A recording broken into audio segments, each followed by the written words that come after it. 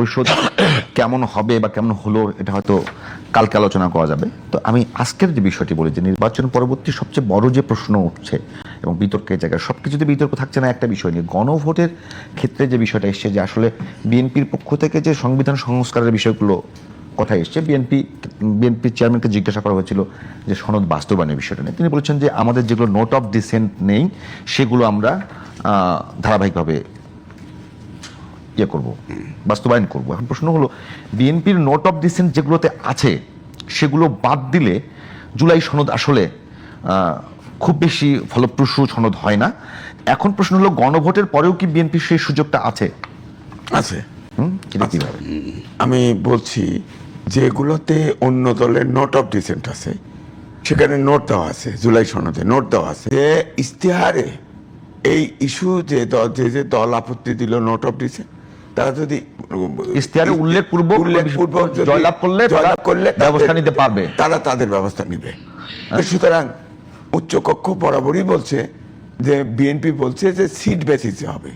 আর জুলাই সনদে প্রধানমন্ত্রীর যে মেয়াদ সেখানে দুই টার্ম, সেখানে বিএনপির ইয়ে নেই, আপত্তি করে নাই। আর যদি বলছি উচ্চ কক্ষের বিষয়ে, হ্যাঁ উচ্চ অনেক জায়গায় সংখ্যানুপাতিক নিয়ে আমি বোঝার জন্য এরপরে রাজ্যকে আমি আপনাকে, আমার কাছে আছে, আমি আপনাকে দেখাচ্ছি ডকুমেন্ট, তাহলে আপনি পরিষ্কার বুঝবেন, একদম পরিষ্কার। ওকে, হ্যাঁ আপনি দেখেন, আমি বলতেছি উচ্চ কক্ষ দেখেন। হ্যাঁ উচ্চ কক্ষই বার করে, এই যে উচ্চ কক্ষ গঠন, মূল কথা আছে 18 নম্বর অনুচ্ছেদে আছে, নিম্ন কক্ষের নির্বাচনে প্রাপ্ত ভোটের সংখ্যানুপাতিক প্রতিনিধিত্ব পদ্ধতিতে উচ্চ কক্ষের 100 জন সদস্য নির্বাচিত হবে। পাশে কি লেখা আছে? আচ্ছা, পাশে হলো সবগুলো দল, 24টি দল একমত।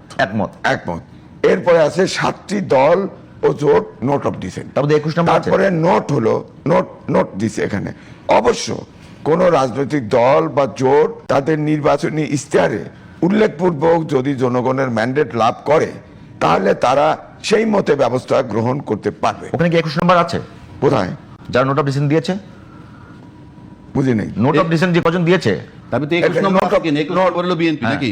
না, নোট অফ ডিসেন্ট হলো দলের নাম উল্লেখ করে নাই, কিন্তু 21 নম্বর আছে, নাম্বারের দল আছে, আপনি দেখেন নাই? কি বুঝি পাশে কতগুলো নাম্বার আছে না?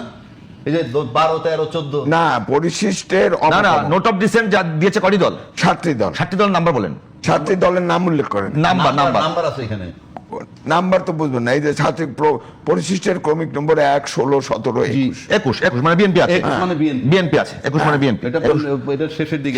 আচ্ছা, তাহলে তার মানে তো ক্লিয়ার যে বিএনপি এবং আমি এই পর্যন্ত থাকি। তার মানে বিএনপি ওখানে নোট অফ ডিসেন্ট আছে এবং বিএনপি ইশতেহারে উল্লেখ করেছে যে তারা উচ্চকক্ষ সংখ্যানুপাতিক হারে করবে না। বিএনপি যেহেতু জয়লাভ করেছে, শুধু জয়লাভ করে নাই, ব্রুট মেজরিটি পেয়েছে, তারা পাওয়ার পরে এখন তাদের তো আর দায়বদ্ধতা নাই, এই জুলাই সনদ অনুযায়ী নাই, এটা তাদের ইচ্ছা।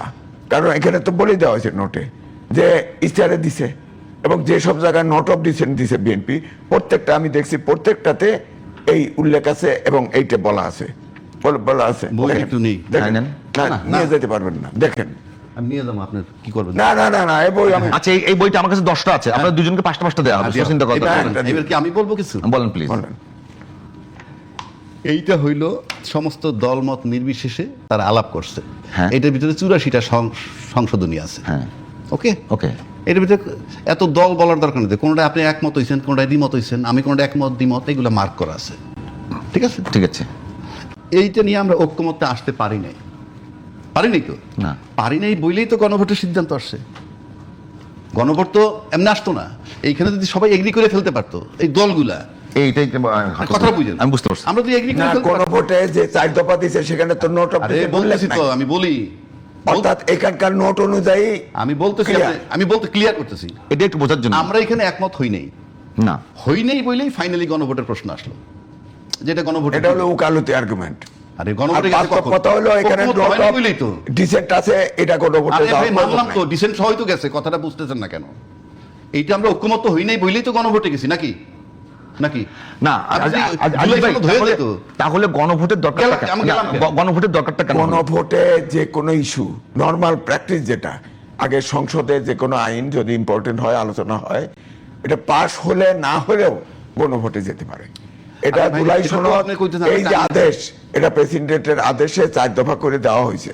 আমি কিন্তু বহুবার বলছি এই আদেশটা যেহেতু আরে, সংবিধান জীবিত, এই আদেশটা অবৈধ। ওনার কথাটা আমি বলতে সুতরাং গণভোট অবৈধ। ঠিক আছে, গণভোট অবৈধ। অবৈধ। তারপর জাতীয় নির্বাচন কি রে, জাতীয় নির্বাচন বৈধ? গণভোট অনুযায়ী তো জাতীয় আচ্ছা, নির্বাচন। আমি একদম আমি শেষ করিনি। এখন আপনি বলছেন এখন রাজাকে বলেন যে এই যে- তাহলে গণভোট না, না, অবৈধ। আমরা একমত হইতে পারি নাই বলে গণভোটে গেছি। গণভোট কেউ চাইছে আগে নির্বাচনে, কেউ চাইছে একই দিনে, ফাইনালি একই দিনে হয়েছে। এই গণভোটে ভিতরে 4টা দফা আছে, ক খ গ ঘ। ওইটার ভিতরে কিন্তু 84টাই ঢুকানো, সব ঢুকানো আছে। এই 84টাই ঢুকানো হয়েছে, ভেরি সিম্পল, 84টা ঢুকানো আছে। ওকে ওকে। তাহলে আমি এখন গণভোট দিতে গেলাম, হ্যাঁ আর না, হ্যাঁ অথবা না। গণভোট আইনে নাই বলতেছেন, আমি তর্কের খাতির ধরে নিলাম মনার খাতির, কিন্তু আমরা রাজনৈতিক দল কিন্তু মানছি গণভোটে যাব, তার সাথে জনগণ সম্পৃক্ত। গণভোটে জনগণ গেছে, 4,80,00,000 লোকে ভোট দিছে হায়ের পক্ষে, 2,25,00,000 বিপক্ষে দিছে। তার মানে এটা আমরা সবাই মেনে নিছি, দল মত নির্বিশেষে। আপনি লিগ্যাল হোক ইললিগ্যাল হোক, আমরা মেনে নিছি। এবং তারেক রহমান সাহেব গণভোটের পক্ষে ভোট দিতে বলছেন। I am paying respect to him, salute জানাই তাকে। এবং এখন যদি বিএনপি যেভাবে বলছে, সেটা পরে আসি। এখন আপনি এই আর নোট অফ ডিসেন্ট নাই। গণভোট যখন হয়েছে, এখানে নোট অফ ডিসেন্ট, আপনি হয় গণভোট টাচ করলে এটার পক্ষে থাকবেন, টাচ না করলে অন্য কথা। এইবার আসেন দলীয় ম্যানিফেস্টো। তাদের একটা দলীয় ম্যানিফেস্টো দিছে। দলীয় ম্যানিফেস্টো তো শতভাগ জনগণের নয়, শতভাগ জনগণের নয়। তর্কের খাতিরে ধরে নিলাম, ওনারা যতগুলি ভোট পাইছে অত পার্সেন্টই তর্কের খাতিরে ধরলাম।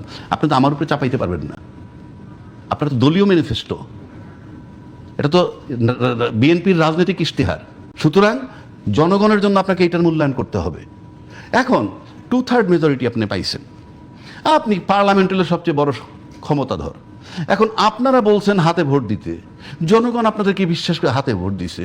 এখন যদি আপনি এটা কার্যকর না করেন, কিংবা আমরা নোট অফ ডিসেন্ট দিয়ে রাখছি ওইটি করব না, ওইটা না করার, এটা না গণভোটে অবজ্ঞা করা, সেম সেটা আপনারা করতে পারেন। করলে দেশ জাতি অন্য দল কিভাবে নিবে সেইটা অন্য, আমরা দেখব কি কনসিকুয়েন্স হয়। কিন্তু once it is accepted by you, আপনি হাতে ভোট দিতে বলেছেন, জনগণ হাতে ভোট দিছে, এবং 4,80,00,000 ভোটাররা ভোট দিছে। 4,80,00,000 ভোটার কিন্তু এটার ভিতরে সব দলের ভোটার আছে। আমি বুঝতে পারছি। একটা বিষয় একটু রাজ্জাকে ভাই জানবার জন্য, আমি একটু বলি। আপনি বলবেন এটা এই শেষ করে নেই, তবে শেষ টাইম জানা। রাজ্জাকে ভাই, একটা বিষয়, যদি মানে বা জুলাই সনদ বাস্তবায়ন না হয়, সেক্ষেত্রে কি জুলাই অভ্যুত্থান, তার পরপরে 18 মাসের সরকার এবং নির্বাচন, এই কোনোটা কি কোনো প্রশ্নের সম্মুখীন হয়? আপনি যদি আমাকে প্রশ্ন করেন, আমার বিবেচনায় প্রশ্নের সম্মুখীন হয়। কেন আমি বলি, কথা বারবার বলছি, এখনো বলছি, এই যে আমরা নির্বাচনটা করে ওত্তা নিলাম, আমরা কিভাবে ওত্তা নিলাম, কোন আইনে কিভাবে, কোন সংবিধান নিলাম, আমরা বসলাম তো। এই জন্য এই বিতর্ক এখন আর দরকার নাই। সরকার হয়ে গেছে, সরকার হয়ে গেছে, ভোটের আলোকে সংস্কার হবে, ভেরি সিম্পল। যদি যে প্রবণতা দেখা যাচ্ছে, সেক্ষেত্রে গণভোটকে যদি আপনি না করেন, অবজ্ঞা করেন, তাহলে আপনার একটা সিম্পল প্রশ্ন আসবে না যে আপনি এত বড় দল। আপনি শেষ, আপনার টাইম শেষ। আপনি যদি বলতে চান যে কালকে ওই যে গণপরিষদ, জুলাই সংবিধান সংস্কার পরিষদের সদস্যদের শপথ এবং জাতীয় সংসদের সদস্যদের শপথ, দুইটা একসঙ্গে হবে, তো এইটা নিয়ে, এইটা না হওয়া পর্যন্ত আপনি চলবেন কিভাবে, এটা আমার প্রশ্ন। আগের সংবিধান দিয়ে, আগের সংবিধানে তো জুলাই 2026 ফেব্রুয়ারিতে হয়তো নির্বাচনই নাই, এটাতে আছে। এটা সংস্কার আপনি ঢুকলেন। এই যে এখন আপনার গণপরিষদ হিসেবে কাজ করেন, কিংবা সংবিধান সংস্কার পরিষদ হিসেবে কাজ করেন, কইরা